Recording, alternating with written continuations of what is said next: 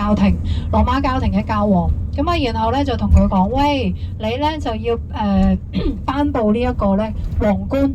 本身天使加百利咧一隻手攞住皇冠，一隻手攞住十字架嘅。咁只不過天使加百利攞咗去維修，大家又掂唔到個頂頭先條柱嗰個頂咯。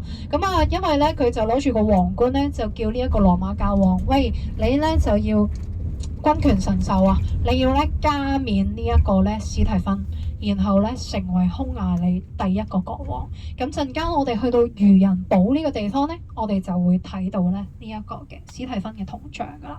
咁漁人堡點解叫漁人堡咧？因為以前漁人堡下面真係啲漁夫啊，嗰啲漁夫啦 fisherman 住嘅地方。以英文嚟講，佢都係叫 fisherman 嘅。你見到即係我哋有英文字啊嘛，係啦，佢叫漁人堡，係因為啲漁夫咧幫手起嘅城堡堡壘嘅地方嚟㗎。咁上面我哋亦都叫做咩咧？城堡山咯。以多瑙河咧去分隔咗我哋兩邊，一邊布達，一邊佩斯。我哋而家喺嘅地方，逢係新城區嚇，你見到啲咁新嘅建築物嘅地方咧，佢就係咩咧？佢就係佩斯。逢係有山丘嘅地方，嗰度叫做咩？就係布達。布達咧喺以前匈牙利文咧，佢哋即係古匈牙利文，佢哋嘅意思咧係山丘，山丘咁解。所以咧陣間我哋咧會行啊，我哋會行斜路加樓梯喎，咁多位。其實你問我又唔係非常之難行嘅，但係真係有一段路要行咯。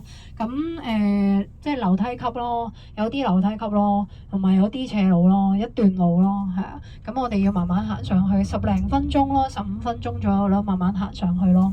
咁係啊，一定要行㗎，要行上去㗎。咁我哋行到上去嘅話咧，風景好靚㗎。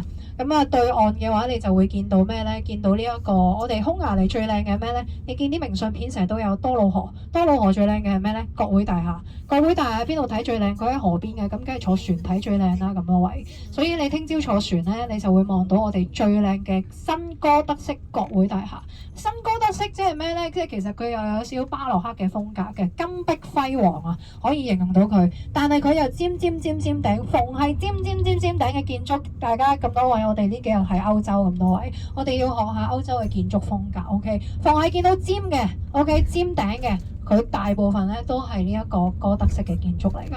陣間我哋去到呢一個漁人堡，漁人堡咧上面咧有一個叫做馬提亞斯大教堂，又或者你行程其實寫咩？你行程就咁寫大教堂㗎咋。佢以前咧叫聖母瑪利亞大教堂，後尾改咗名叫馬提亞斯大教堂。馬提亞斯係喺呢一個15世紀嘅一個賢君嚟嘅，國民好喜愛呢個國王啦。咁然後咧馬提亞斯仲要喺個教堂隔離起咗個80米公尺高嘅嗰個尖塔啊，係啦。咁嗰個尖塔就即係你譬如你伊斯蘭教咪有叫拜塔嘅，咁你教堂嘅話咧就有鐘樓咁樣嘅概念啦。咁嗰個教堂咧好靚嘅，然後即係白雪雪啦，哥德式嘅尖塔啦咁樣咯，佢都係一個哥德式嘅尖塔嚟嘅。然後嘅話咧，我哋就會上去呢一個漁人堡上面啊，漁人堡上面咧就